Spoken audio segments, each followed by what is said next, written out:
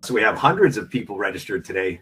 I'm very happy to introduce the hardest working biotechnology CEO in the world, Ilan Sobel. Wow, Justin, what an introduction. Good evening, everybody. It's great to be together. Hope everyone had a good summer. I stand before you today extremely happy with the results from the last quarter. Feeling very, very privileged to be in this role at this unique juncture in the history of the company, given what we have achieved in the past, and importantly, what we feel are confident to deliver in the future. We delivered strong results in the third quarter. Importantly, we built foundational capabilities for the business, and we're setting ourselves up for a significant success in the future. So today, thank you, Justin, is our 7th growth strategy update since I started in the role in June last year. And just if everyone can just take a quick read of the forward-looking statements and acknowledgement of this before we get into some really exciting detail around the dynamics of the business that we're operating in. Okay, so the journey today, I'm going to be very focused on 3 of our core priorities, and specifically getting into assessing how we're building our scalable Vineyard business. We'll quickly go through an Israel performance update. I'll delve into more detail on the US. A lot of people have been asking on how things are going on the B2B front with Vittori, our partners, and I'll talk a little bit about that. And then I'll share with you some exciting news on how we're tracking on the manufacturing front. We'll then go quite deep into our cannabis commercialization progress, because this is getting really exciting right now with the significant traction that we have on our development program. And then I'm going to take some time at the end, importantly, and reflect a little bit on the company vision and share with you some of our thinking, myself and Zaki Rakib, our chairman, and the leadership team and the board, and share with you our thinking regarding the vision of the company and where we're going. And I think you'll really appreciate the significant dynamic opportunities that lie ahead of this company. And then we'll stop for some Q&As. Okay, so let's get started. We'll pick up the pace. Very quickly, just to remind people of the 2021 priorities. Obviously, the importance of delivering a disruptive D2C launch in the USA and continue, importantly, the ongoing momentum in Israel. We'll talk about our partnership with Vittori and going after 5 major companies in the US to partner with at a top-to-top level, leveraging the power of our platform. As I said, we'll go deep into where we are on the scale-up of our cannabis technology to ensure we're hitting the marketplace in the first half of 2022. And we're not going to go deep into where we are in regulation. We're continuing with that process. I'll talk about that, I'm sure, in the Q&A. And we'll talk also a little bit more on our scientific validation and roadmap in this area. This is ongoing work that we're doing consistently as a team. And then obviously on the sustainability front, as everybody knows, we delivered on that milestone. We delivered the ESG sustainability report, which, by the way, was fantastically received by the marketplace. And we received significant kudos across some very significant leaders out there regarding the proactive steps that we're taking in this area, and specifically by clearly articulating the power of our technology from a sustainability perspective. Okay, let's go straight into Vineyard performance. As always, I like to start off with Israel. We had a great quarter in Israel, $451,000. And I think it's important to kind of dimensionalize this. This is $451,000 with one SKU purely focused on e-commerce channel. Find me another business that can deliver this kind of momentum and revenue in a country of just, we need to remember, 9 million people. So amazing results from the team, demonstrating the continuity and momentum in the business. You can see starting off in fourth quarter last year, 10% growth, and then we've got another 10% growth in Q2, and again, 10% growth in Q3, hitting that $450,000 mark. When we dimensionalize the growth, it's always healthy growth, increase in transactions of 9%. And then importantly, we were also able to increase the average dollar per transaction. Fancy that, $188 in Israel per transaction. Now remember, it's not a subscription market because Israelis don't like subscription. That's a separate story.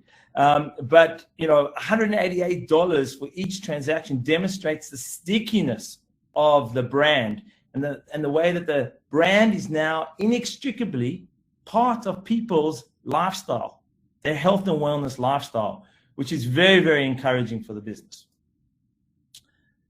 Because of the momentum that we had, we signaled to the markets this week that we were taking up our guidance for the Israeli marketplace, where we think now we will land between 1.6 million and 1.7 million US dollars for the full year. And that's roughly a 15% increase versus our previous guidance. Again, demonstrating our ability to operationalize the plan that we set out to deliver on. Looking at some key e-commerce metrics, we are now have a conversion rate in our Israeli business of 3.76%. That was a 64% growth on the conversion rate in Q2. So again, continuous optimization and building more and more efficiency in the business, which is critical because ultimately this flows to the bottom line. But again, there's no stopping anytime, and we will continue to drive growth again in the fourth quarter to deliver on the new guidance. We have a new website upgrade that will go into the market next week. These are some of the key visuals, leveraging the power of our celebrity, Mottele Spiegler, Israel's most loved football icon, who's made a significant positive impact on the brand. The look and feel is much more dynamic. We've reshot a lot of our testimonials with new customers in a podcast kind of setting. Looks very cool. We've also leveraged a lot of the investment we've made for the US market. We've leveraged it and really what we call lifted and shifted into the Israeli market to drive, again, efficiencies and to bring great work, to really steal shamelessly from the work we're doing in the US and bring it into the Israeli marketplace. And this is an example with David Belinsky's medical video talking about the science of VINIA and how VINIA works in your body. We will continue with programs leveraging all different layers, continuing as well our entry into the Arab Israeli community, as well as targeting nutritionalists and naturopaths. And we're feeling really good about the progress so far for the quarter and in delivering on the new guidance. Okay, let's stop now and talk about the US business. I am really happy with the pilot results in the US. Frankly, I couldn't have asked for better results for what we've delivered. We have amazing partners in the US. Our partners, Commerce Garage, who have been our e-commerce partners, have really helped us drive this success. And we're very appreciative of the partnership that we're building. For Q3, we delivered more than $250,000. September, we hit the $100,000 mark. Now, remember, this is a pilot in the context of we're constrained a little bit because of supply. And once we bring our new 20-ton facility and have it up and running at a certain level of scale, we can then start to really unleash the power of VINIA in the US, and we'll start to more aggressively invest in the marketplace and put more dollars behind the brand. Now, I talked to you last time we met about the critical importance of optimization through every part of the conversion funnel. And when I spoke to you the last time, our total conversion rate for the month of June was 1.4%. In September, we delivered a conversion rate of 2.76%. We delivered a Facebook conversion rate of roughly 2%. Both of these nearly more, in the case of Facebook, more than doubling our conversion rate versus June and close to doubling our total conversion rate. These are really, really good results and come from quality marketing, quality creative, and a great strategy. And I'm going to share this with you now, the strategy on how we're targeting multiple target audiences. Our average order value in the US is $80, which is actually very significant for a subscription business, specifically given the fact that close to 50% of our business are actually on a 1-month subscription. So it just demonstrates the fact that the other 50% are spending a lot more, which gives us a good balance. And again, it's a 90% of revenue is subscription. So literally it's recurring revenue every single day we wake up. And when I wake up in the morning, I'm seeing revenue come through straight away without doing anything because of the subscriptions being followed through all the time. So you can see here, subscription now 90% of the mix with 3+ months subscription at 38%. And we can see even in Q3, we were able to reduce our one-time 90-day purchase. The one-time 90-day purchase to give people a starter kit. And then obviously we're trying to move them very quickly onto the subscription deals that we have. So very, very healthy dynamics of the business.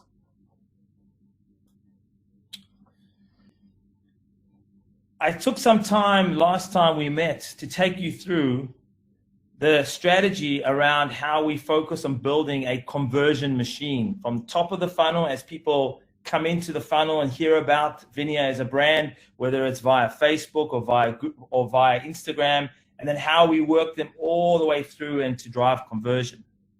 And it's a combination of optimizing each of these layers: paid social, paid search, content marketing, leveraging the power of social proof, as well as local community marketing. And I want to share with you some examples of some successes that together with our partners at Commerce Garage, we've been able to deliver for the marketplace. So let's first look at paid social.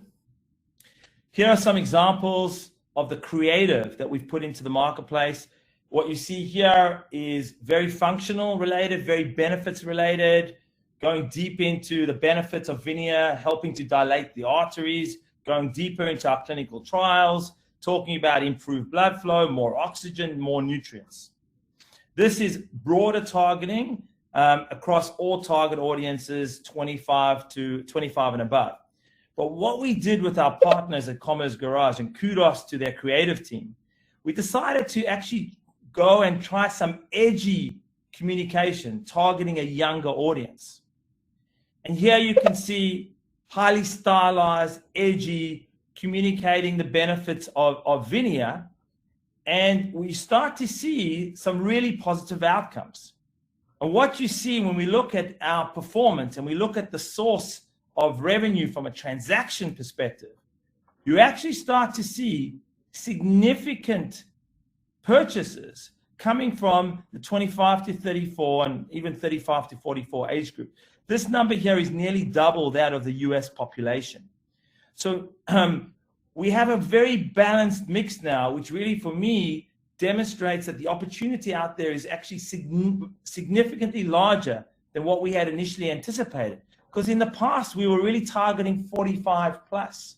And we've seen now that we can access, and actually we can access much more cost efficiently from a targeting perspective, this younger audience with basically a dual approach based on the different types of communication that we're running, that we can run in a very, very targeted way.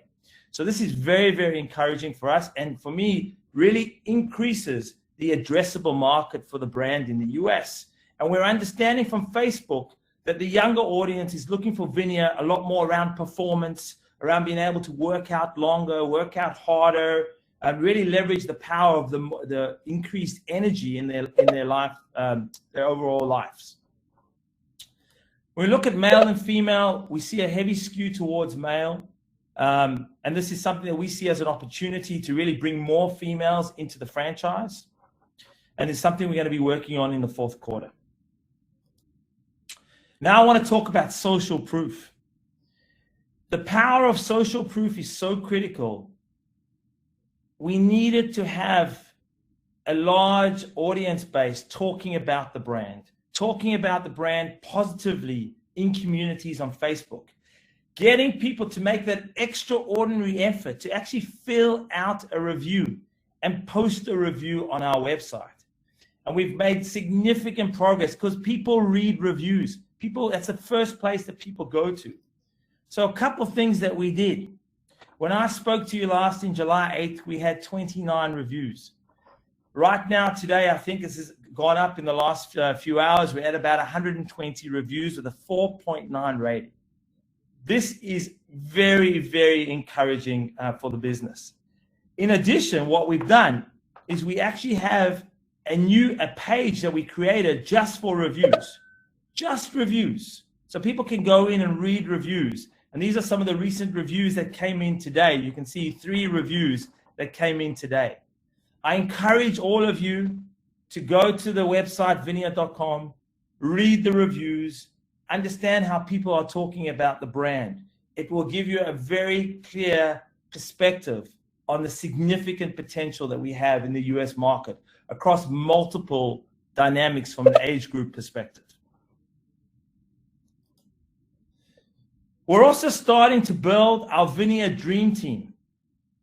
And actually, this week, we welcomed Jacinta Bonilla, who is the oldest CrossFit competitor, but will knock the socks off any young athlete based on his credentials. At the age of 82, he can do way more than any 28-year-old out there. And we started with Jacinta a trial on VINIA about 2 months ago. And you'll see now a video of Jacinta talking about the results that he has experienced after taking VINIA. Hey, my name is Jacinto Bonilla, and I'm 82 years old, doing CrossFit in 2006. I just started taking VINIA. I feel great with it.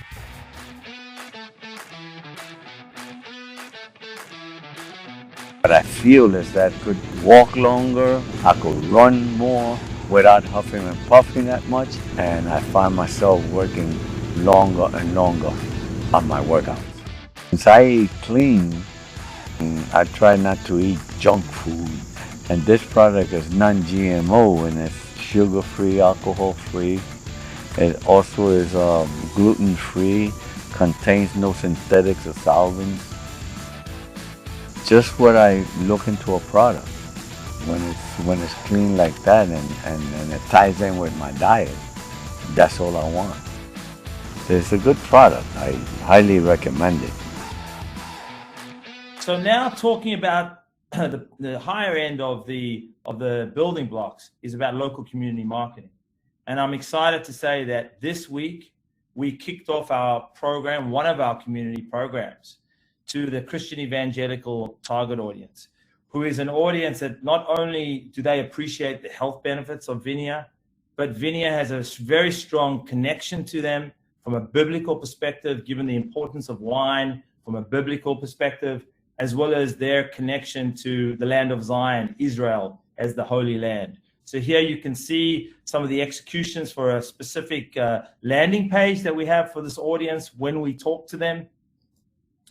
We also have a number of very, very prestigious, esteemed influencers within the community who have been on VINIA trials and have seen significant results. Reverend Johnny Moore, O.S. Hawkins, who's a writer and also a strong leader in the community, as well as Dr. Jack Graham, who also has a very large parish himself.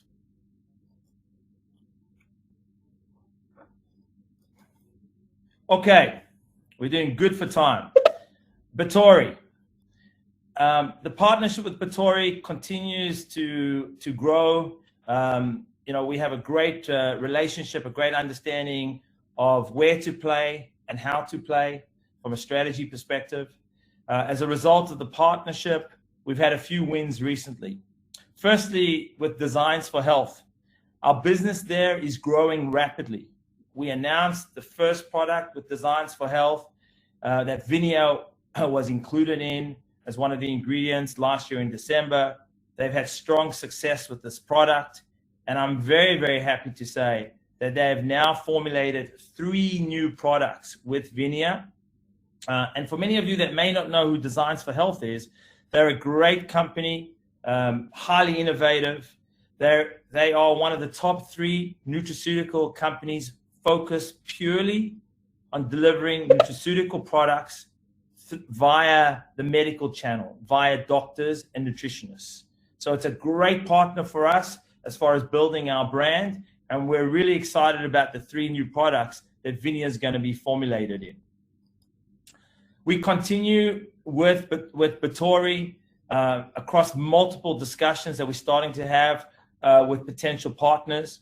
Obviously, I can't be specific for obvious reasons on the names of the companies, but I've tried to be somewhat descriptive on the discussions that together with Batory we are having.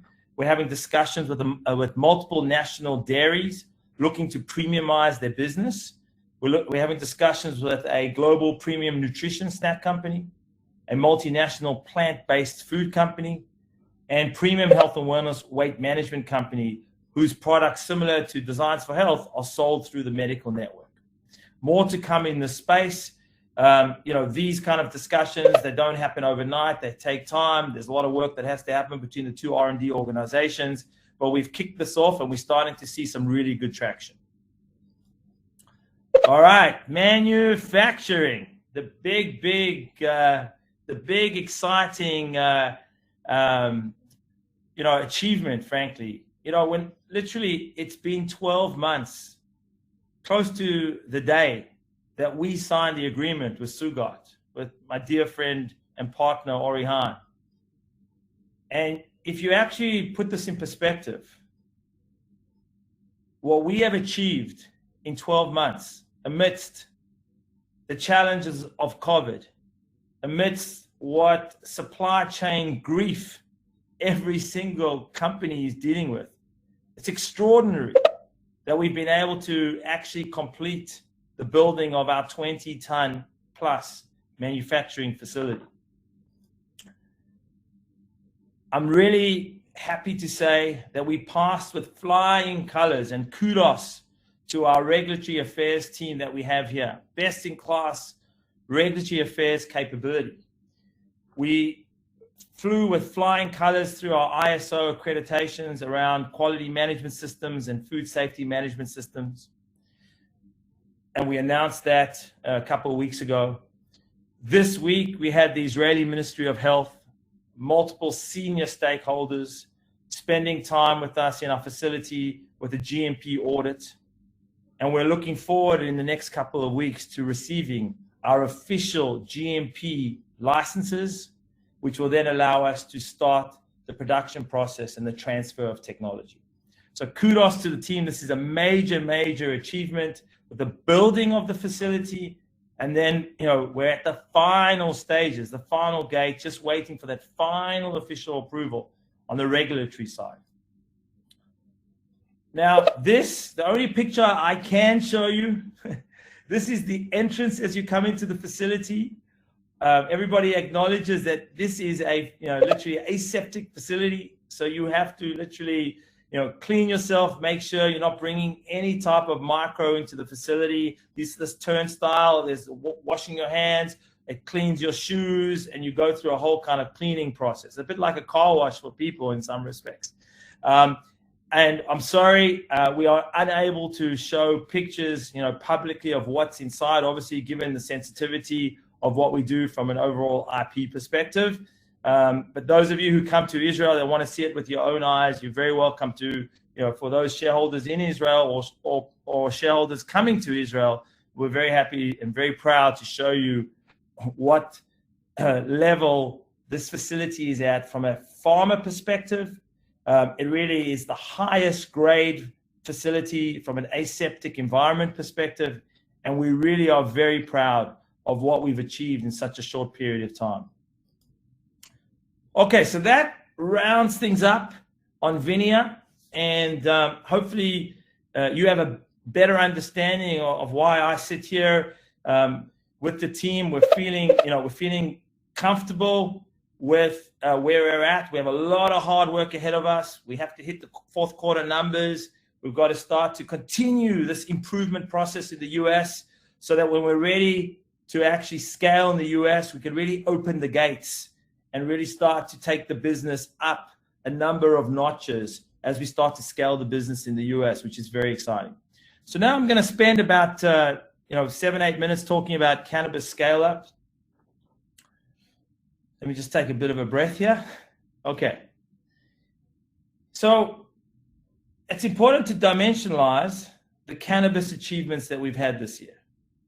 And really what we are doing, we are the only pioneers in this space that have been able to walk where no man has been able to walk or woman has been able to walk as it relates to biological plant cell technology in the context of the cannabis plant.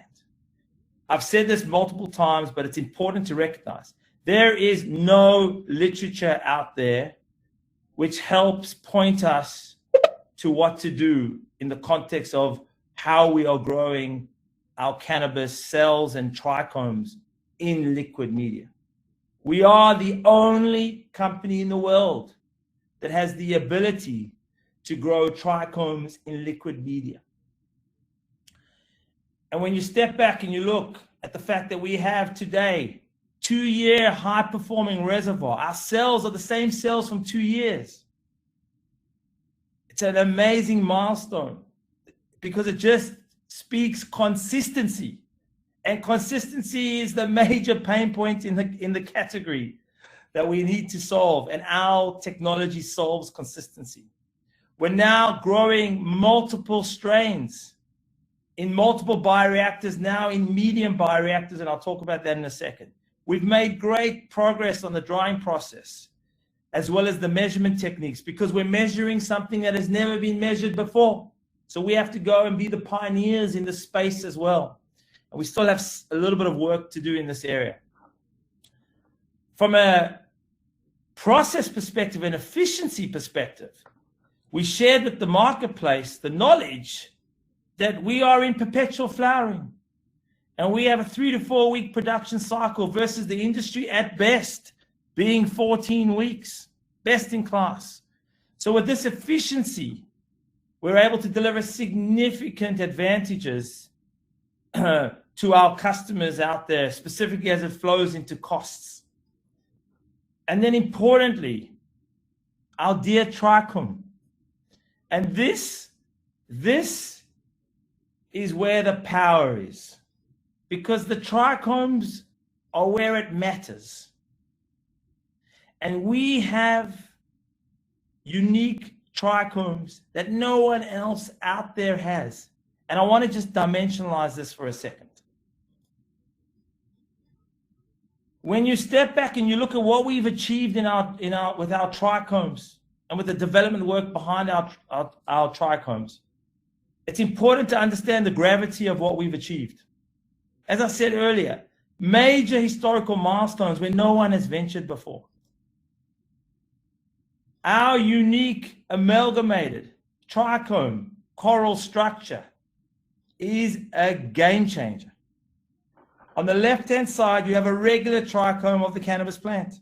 This is actually high quality trichomes you see on the left-hand side. On the right-hand side, you see our BioHarvest amalgamated trichome coral structure. And you can see the density of the trichomes and how these trichomes come together to form a coral-like structure, almost like each of these mini factories come together to protect each other. And this is an amazing invention on behalf of the team to be able to drive this kind of structural formation in the bioreactors, because this allows us, as we start to move into larger bioreactors, our trichomes in this structure are protected. You see the strength in their conformation as they closely stick together, and they can be able to deal with the shear forces of the elements in the bioreactor that in many cases could damage the trichome. And this unique structure is a game changer, absolute game changer, because of what it allows us to do from a scalability and industrialization perspective. And ladies and gentlemen, look at the density. Look at the density of the trichome.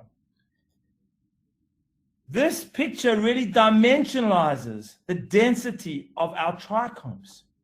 You have here thousands of trichomes, and you can actually see the cannabinoids. You can actually see, based on the color, that they are actually fertile with the cannabinoids. When I look at this, and I was joking with somebody, but it actually makes perfect sense when you think about it. For me, this is like trichome caviar because of the density that we have of the trichomes. And that's all we grow. We grow cells with these trichomes. That's all we grow. We don't grow the plant. I don't have to worry about leaves. I don't have to worry about branches. I don't have to worry about soil, pesticide, fertilizer, heavy metals. This is all we grow in our aseptic environment. So this for us is a real game changer. And I'm spending time on this because no matter how well we try and write the press releases, I just don't think we can convey the level of breakthrough, game-changing, historical milestone that we have in front of us, which is going to change the world. And when I say to the market, and I've said this multiple times, that we will be bringing a grade of cannabis into the marketplace that the market has never seen before. This is the secret. This is a significant part of the secret because of our unique structure and the density of the trichomes that we have within our bioreactor, and the fact that this is all we produce. So I hope from this, last few minutes, it's really sunk in the gravity of the achievement and the power of our technology here. We're getting ready for scale soon. We've hit the mark on the small bioreactors. We've hit the mark on the medium bioreactors. We're coming soon to really starting to scale to the industrial bioreactors. And we will continue to optimize our drying and optimize our measurement standards along the process, making sure that we're measuring every cannabinoid that we have inside our trichomes. So we have as comprehensive certificate of analysis as possible, showing the sheer holistic full spectrum nature of our cannabis.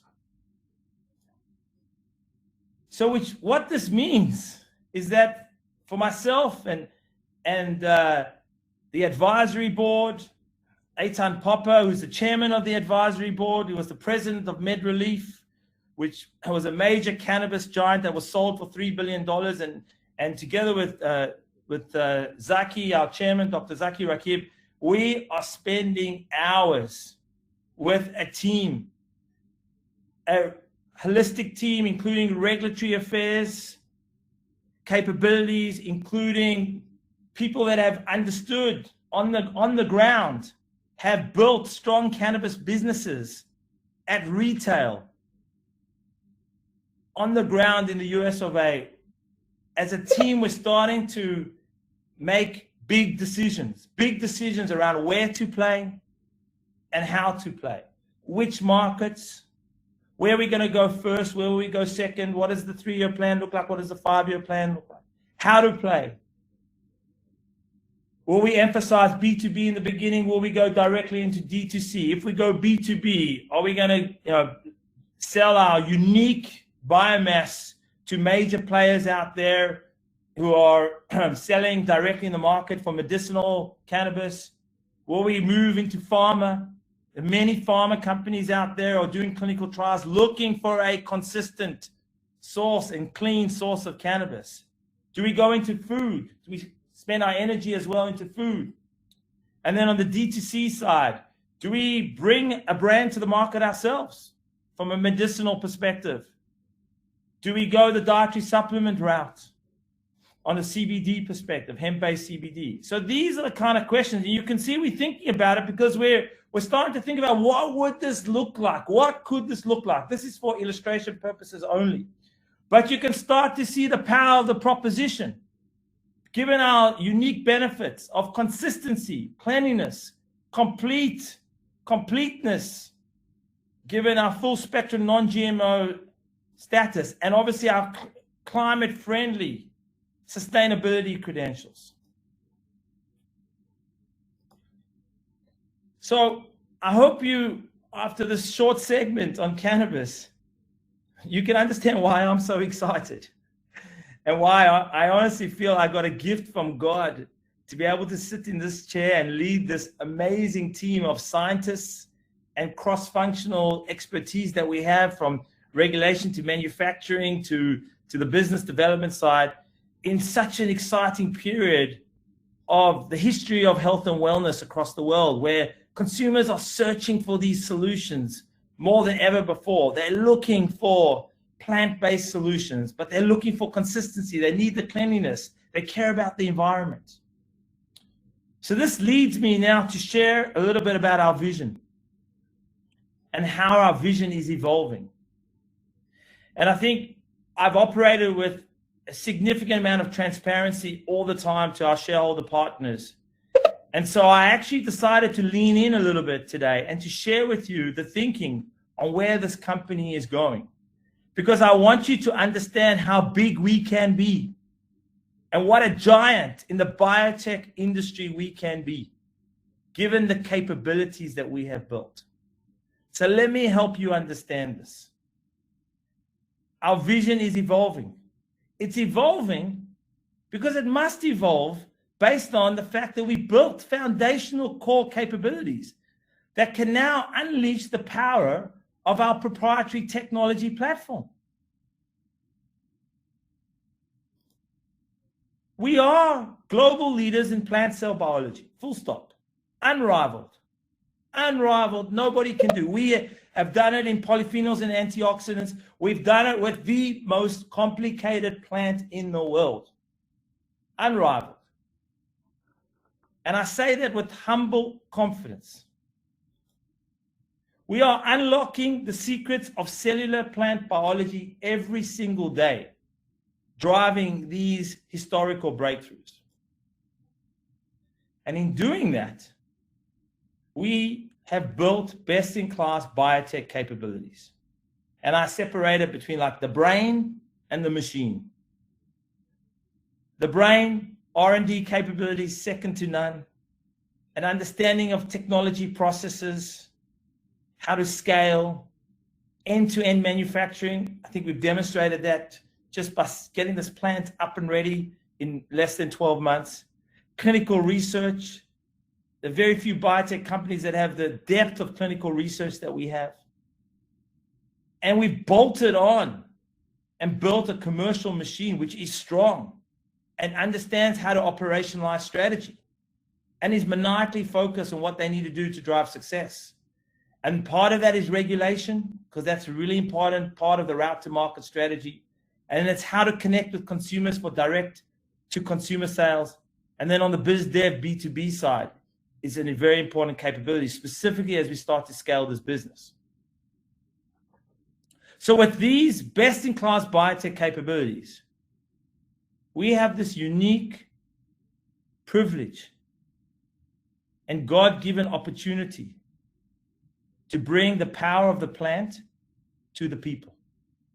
And it is a major responsibility that we all wear in our hearts and in our minds every day. In fact, I talked to the team. We had a town hall today. I talked to the team about this.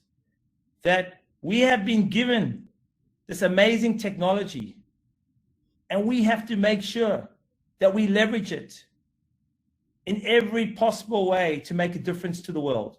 Obviously, in a very thoughtful, strategic, step-by-step approach, ensuring we build transformational shareholder value as we go through this journey. But this is a very important responsibility that we are all committed and signed up to do, to bring the power of the plant to the people. Because ultimately, it's all about building human utility value, which is about driving transformational change in health and wellness of our consumers with our products. And I want you just to understand the scale of the untapped potential out there in the plant kingdom. There are more than 400,000 plant species that have been identified. Only 12% today are used for medicinal use. With the technology that exists, there's so much opportunity to identify cures for major ailments that people are suffering from every single day that have not been resolved with the current medications. The reliance on medicinal plants as an integral part of life is getting greater and greater. Just for example, in Europe, 1,300 medicinal plants are used in Europe. 90% are harvested from wild resources. And in developing countries, 80% of people rely on herbal drugs as their primary source of healthcare. And when we look at the developed world, 11% of the 252 drugs that are considered essential by WHO are exclusively derived from plants. And nearly 25% of all prescribed drugs are derived from plants with or without further modifications. But plant species extinction is looming upon us. 15,000 medicinal plant species may be threatened with extinction from overharvesting and habitat destruction. And experts estimate that the world is losing at least one potential major drug every 2 years. With our capabilities and our technologies, there is so much untapped opportunity for us. Our biofarming technology is the only industrial scale technology that has the power to explore and commercially bring the benefits of plants to consumers without having to grow the plant. We only need the plant once. It's extraordinary. Our biotech capabilities in the plant kingdom are unique. And we have major advantages around consistency, fingerprint consistency, 100% clean, grown in aseptic environment, a magnitude of order reduction in the cost, game changer, unique composition, as we've seen in Vineyard. We know we also have it in our olive cells and more to come with our other products. And then importantly, and it's becoming such a critical factor when we're talking to B2B partners, is around climate and making sure we're doing the right things from the earth perspective to make sure we're leaving the world a better place for our children and our grandchildren. These capabilities that we have in the plant kingdom allow us to unlock the value of plant metabolites, which are under a number of different circumstances. For example, plant metabolites that are challenged from a consistency, cleanliness, high cost, and environmental impact, like the Cannabis roseus, which is a drug that's used in the treatment of cancer. We can unlock significant value with metabolites that have had limited efficacy due to an inability of the current technologies to extract the full spectrum of metabolites, of active compounds within the plant. And this is the case of Hordia gordonia, which is a cacti from South Africa, from Southern Africa, which is used by the Bushmen when they went to hunt to suppress their appetite, and is a game changer opportunity out there, but has not been able to be exploited because they couldn't get all the active compounds out of the plant. And we need the systematic effect. We need the full spectrum effect like we have with cannabis. And in psychedelics here, newly explored and have not yet been produced consistently at an industrial scale, the psychedelics market is about to take off as regulators start to see it in a different light. There are a multitude of succulents out there that have not been fully explored because of a lack of technology to bring out their active compounds. And then in the context of extinction and overharvesting, as a result of overharvesting and habitat destruction, there's some critical metabolites and compounds that we could really be able to grow consistently at a magnitude of order difference in cost. These are major opportunities that exist for us. So our biotech vision, understanding those capabilities, understanding the magnitude of the opportunity, is to leverage the power of our platform technology into multiple business verticals so that we can disrupt each industry and build sustainable competitive advantage, and importantly, deliver superior human utility value to consumers. Today, we're operating in existing verticals, polyphenol antioxidants and cannabis. In the future, I've talked about this, we will be moving into a third vertical. It will be staged, it will be focused, but we will start to leverage the power of our technology into new verticals where we can drive disruptive behavior and capture significant value for our shareholder partners, and importantly, drive transformational human utility value for consumers. They include these 4 categories. These are categories that we are looking at deeply to understand which of these categories we should identify as the next stepping stone for us.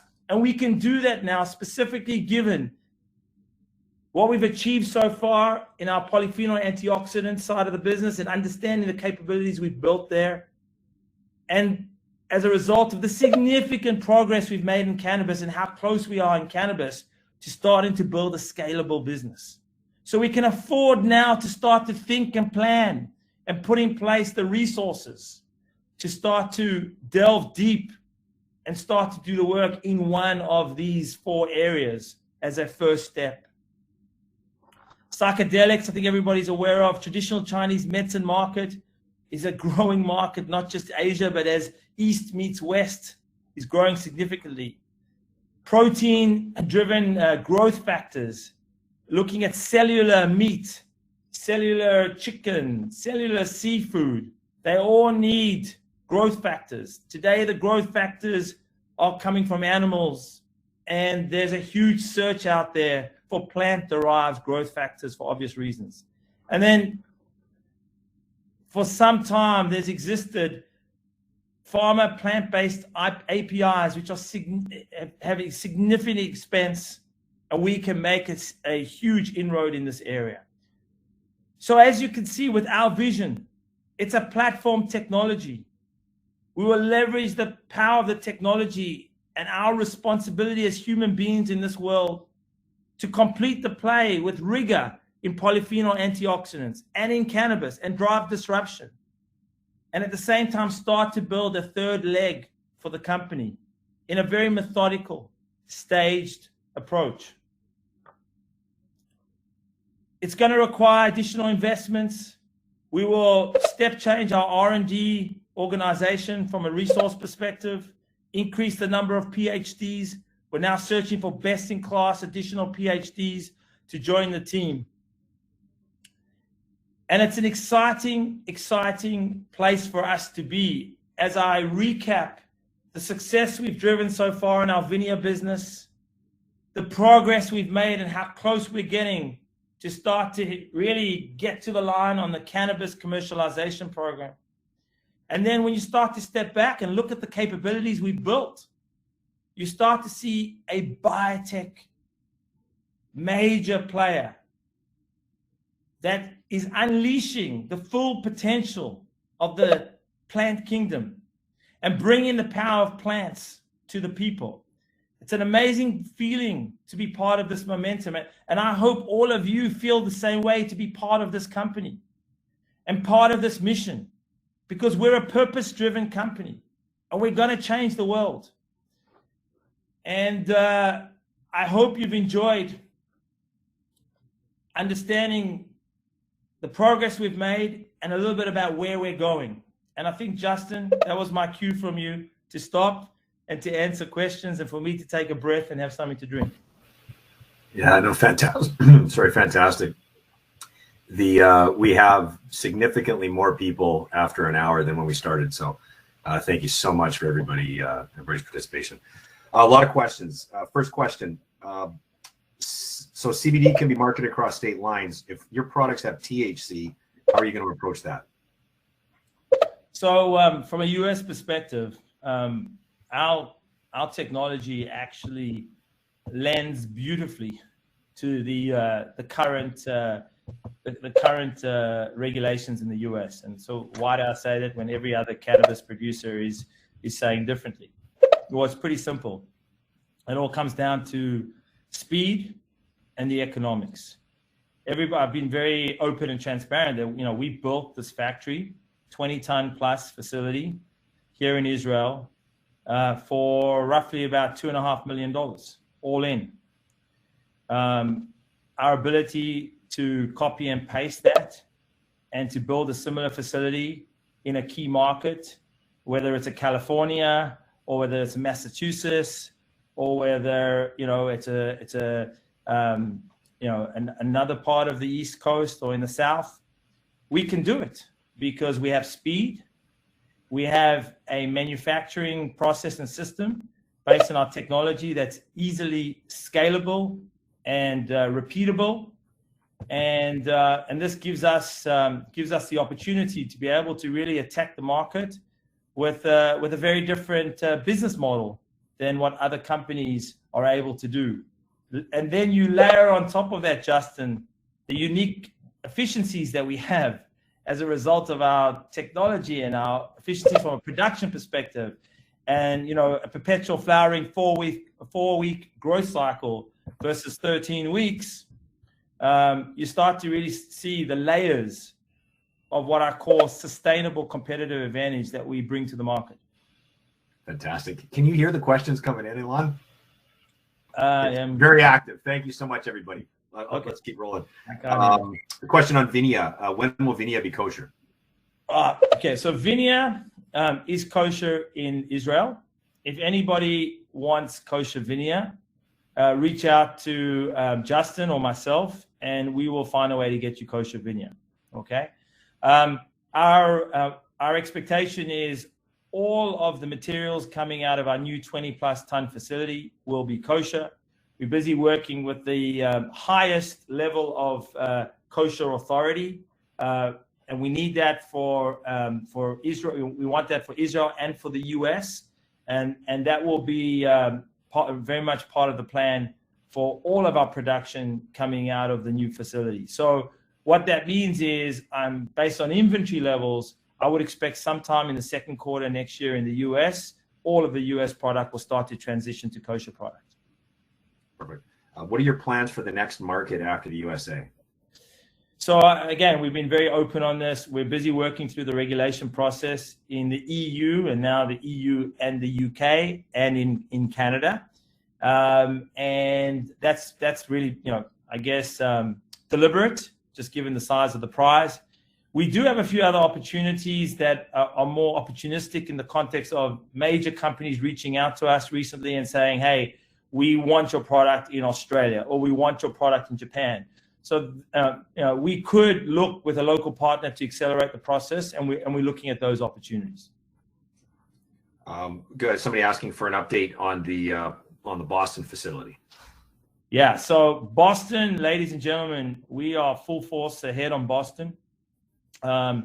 We have a great member of our team, Nat Averill.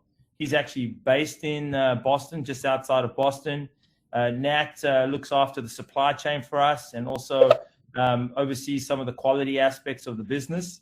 And Nat's number one task on his KPIs is find us the right building in the right place in biotech pharma world in Boston.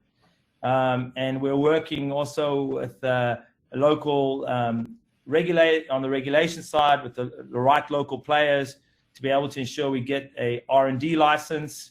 So we're focused on it, and it's just a matter of working through the the bureaucracy in order to get that in place. Excellent. Really good question. When you were showing the conversion stat, like the Facebook conversion rates, you stated a 2% conversion rate. Does that mean 1 out of 50 people that come to the site? How is conversion? Yeah, exactly right. It's the percentage of people out of 100, 2 out of 100 are buying the product. Yeah, and that's a really good 2 out of 100 that are coming through Facebook are buying the product. So 2 out of 100 people that literally are coming through the funnel, the top of the funnel, they are clicking the ad into the homepage, are actually being converted and buying the product, which actually normal Facebook average conversion is about 0.6, 0.7. So we're way higher, and it's quite unique just given the size of the average purchase that we have and the fact that it's subscription and the fact that it's 90% subscription. We don't have many other choices. Excellent. So Mitchell with some good questions, but when you're showing the B2B, the Designs for Health and the Bittori, when do you expect to be reporting on B2B revenue? I would say sometime next year, probably Q2 or Q3, we'll start to break it out. As I said in the presentation, it takes time. These companies, when you get in the door in these companies and you talk to them about innovation, they're really excited to talk about innovation. But all of these companies are so challenged today from a supply chain perspective, just putting their existing products on the table. And given the crazy supply chain challenges that COVID has thrown many manufacturers. So, when I would have thought it would take us 6 to 9 months to kind of go through the process with major food companies, I think it's more than 9 to 12 months, just given the dynamics of the world we operate in. But we've seen just with Designs for Health, basically within 9 months, they've already significantly increased their order, 3 additional products, and we expect to do even more. And so, it just really depends, Justin, on many factors, but I would feel more comfortable breaking it out when it's much more meaningful, and that's probably Q2, Q3 next year. Okay. For everyone, please submit questions. Let's do a few more. And for everybody that's asking about the recording, we'll review it really quickly afterwards, and we'll send out a link to all registrants with the recording this afternoon. Next one. And I get this a lot. We've got investors globally, and they're asking about whether the cannabis product, you want some, whether it be like sampling opportunities or for people on the connoisseur side, and they're serious about it, whether you have humans or have a need for humans to be sampling and testing product. Investors first is the question. I just want to say that the line of investor partners that are waiting to sample our cannabis is getting longer and longer. We're going to have to put some kind of waiting system in place. Look, once we get all the licenses to be able to do that, there's a process in Israel, and we're actually working through that process now to be able to actually do large scale testing of the product. We'll go through that, but obviously we have to follow an important regulatory process. And if there's any people here in Israel that want to be part of that process at the right time, once we have all the approvals, we're happy to reach out to you, and you can see how we believe we're going to change the world. Yeah, a good question from Giorgio. Can you touch on, with the developments that have happened, what do you expect the price advantage of the BioHarvest cannabis to be compared to either indoor or outdoor cultivated cannabis? Great question, Giorgio. Nice to hear from you. So what's interesting is that firstly, as I say always, it's going to be an order of magnitude below, which is majorly significant. I think we would have a much better radar on this once we're up and away, maybe 3 or 4 months into what we're doing with VINIA. Because, with the 20-ton plant, getting scaled through there, getting the efficiencies we'll get in the 20-ton facility, we'll have a much sharper perspective. But it will be a game changer from a competitive advantage perspective. The key thing, and this is, as I start to understand what we have, the key thing is my role as CEO is to make sure that I maximize shareholder value. And whilst we do have a significant cost advantage, I do believe in many respects, given the fact that what we're really doing is Cannabis 3.0. This is game changing. We solve every single problem that the industry at a totality is dealing with every single day. Lack of consistency, cleanliness. How much cannabis was thrown out in Canada this last 12 months? The numbers are extraordinary. The environmental impact and how we solve that. The fact that we're full spectrum. The cleanliness. So I think with those benefits, as we start, and we've started to speak to people on the other side of the table. And it's fun. It's really fun because of knowing the privilege of what we have. And so whilst our costs are going to be significantly lower, the key thing is where we peg our pricing so that we can maximize the margins in the business and really build an economic model that no other cannabis company has dreamt of before. So that's, for me, what I'm focused on now in the next 3 months to work that through. And again, just being, helping you guys all understand this. Right now, given the progress we've made and the stage that we're at from a scale-up perspective, now's the time for Ilan Sobel, the CEO, to start talking to serious players in the industry from all sides of the table. And I think, from doing that, and I'm starting to really understand what we have. And therefore, it's about making sure that the overall route to market and business plan is able to capture the most value and bring scale quickly to bring down cost, and pegging the pricing at a way that really communicates the premium nature of the product that we have, because we are Cannabis 3.0. Yeah, we're getting lots of people commenting on how great your energy is. It's obviously that you're having fun. I do want to say Gideon gets just made my day on how to prioritize the cannabis samples. Very simple. Largest investors get first samples. So Gideon just solved that. Let's do 2 more questions. I'll give you a real easy one, but a lot of discussion about cannabis. Are you still planning to release the olive product into the USA? Yeah, we still are focused on the olive product for 4th quarter of next year. And again, it's a great product. There's a huge demand for it. And to be honest, from a B2B perspective, when we're talking to these companies, we're not just talking VINIA. We're also talking about the olive product. Okay. I'll ask, and we'll finish with one more question. And everybody, we will go through them. If we didn't get to your specific question, we will address it directly. Some of them, we've got some very involved science ones that we'll bring in the team for that.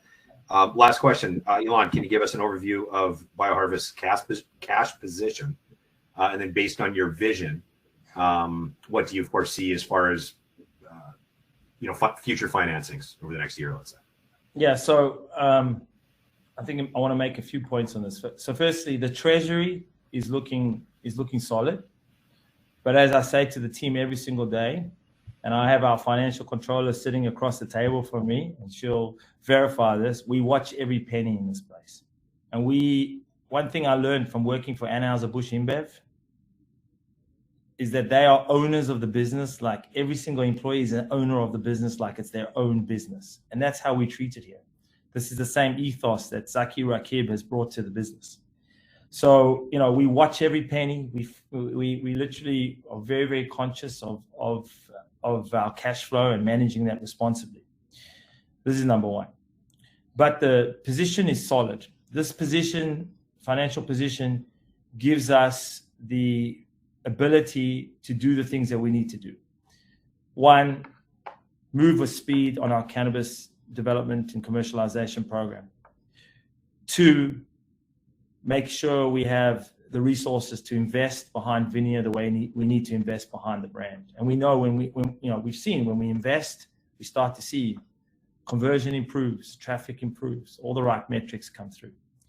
And three, to hire right now critical resources that we need to ensure that the deliverables that we have, whether they're around the olive product coming in Q4, whether they are around the cannabis commercialization, and starting to do the development work on that third vertical that we will go into. And then importantly, to do the scientific research that we want to do. And I'm actually glad that you asked me this question. I can't be too specific here, but one thing that we've seen from the US is because of the diversity of the US population. Our numbers are not small in the US. Yeah, they're going to get a lot bigger, but we're still hitting a very good cross-section of a very diverse population. And we've seen VINIA make a difference to people in areas that we did not know before. And that for us is a big, big green flag of opportunity to go, wow, we didn't actually think, it wasn't kind of natural to think about it, but when we dig into the science, that particular ailment that the consumer is suffering from is actually correlated highly to blood flow. And then you go, wow, it goes back to my question on responsibility. I wake up in the morning and I know that a certain person in Dallas, we made a fundamental change to his life. I can't talk about it. We made a fundamental change to his life. Dramatic. And now my responsibility, and we're doing it with Dr. Yochi Hagai, is to work locally with our amazing health system here and to check and to validate, was it 1 in a million? Or we actually, if we give our product to 25 people that are having a similar condition, we're actually able to make a difference. And that just changes the world, for the business on another level. And for that, we need clinical trials, and we need to, there's a lot of work we need to do in that space. So that's another area where the resources will go into. So we have enough money to do that. Where I see us going in the future is in sometime in the second quarter, we will start to really think about infrastructure, plants. It may be sooner, but bricks and mortar as we start to really bring our products to market. And that's where we'll probably have to lean in for additional investment. But it's not crazy, and it should be at a much higher valuation based on the capabilities that we're building for the business. Fantastic. That's a full hour. I'm so appreciative of how many people, how the crowd grew over it. So please take us away, Lon. Yeah, thank you, everybody. I think, ultimately, I want to leave you with one message. First, the most critical thing to walk away from this meeting is, as a result of the capabilities that we've built, when you originally invested in this company, some of you may have invested in this company because you thought we had, game-changing technology for the nutraceutical space. Many of you were investing in this company because what we could do to disrupt the cannabis vertical. But I want you to understand that you have invested in a biotech company that has platform technology, that are the leaders in unlocking the secrets of cellular plant biology. And is going to leverage the power of this platform technology over time into multiple verticals. And by doing that, we're going to build a multi-billion-dollar company. That's the aspiration. So I think it's important for you to dimensionalize it because, basically that's the major change that's occurred here in the last, 16 months. Leveraging 10 years of R&D, deep R&D and significant investments.